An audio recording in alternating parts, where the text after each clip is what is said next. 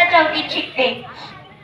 आदरणीय प्रमुख पाहुणे, माझे माननीय गुरुजन आणि माझ्या भारत मातेसाठी हृदय धडधडणाऱ्या माझ्या प्रिय भगिनी आणि बंधूंनो, आज माझ्या तोंडातून भाषण नाही तर माझ्या छातीतून भारत बोलतोय.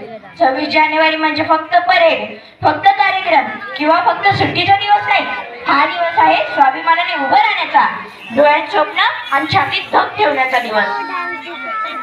आपण आज हसतो कारण कुणीतरी रडलंय. आपण आज सुरक्षित आहोत कारण कुणीतरी सीमेवर थंडी, पाऊस, गोळ्या विसरून आपल्यासाठी उभा आहे.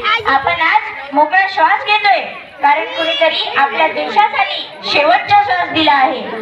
मित्रांनो, देश म्हणजे फक्त नकाशावरची रेघ नाही.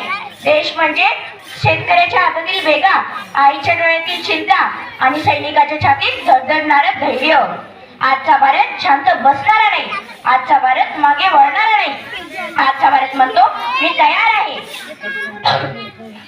देश घडवायला फक्त घोषणा पुरेशा नाही, देश घडवायला छोट्या छोट्या जबाबदाऱ्या प्रामाणिकपणे पार पाडणारी माणसं लागतात. मित्रांनो, देशावर प्रेम म्हणजे फक्त बोलणं नाही, देशावर प्रेम म्हणजे नीट शिकणं, नियम पाळणं आणि चुकीला स्पष्टपणे नाही म्हणणं.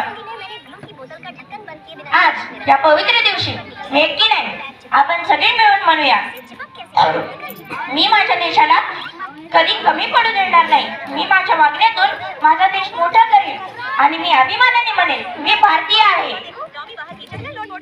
ध्वज उंच फडकतो कारण वारा साथ देतो आणि भारत उंच राहतो कारण आपण साथ देतो. चला तर मग सगळे मिळून म्हणूया, जय जवान, जय किसान, जय विज्ञान.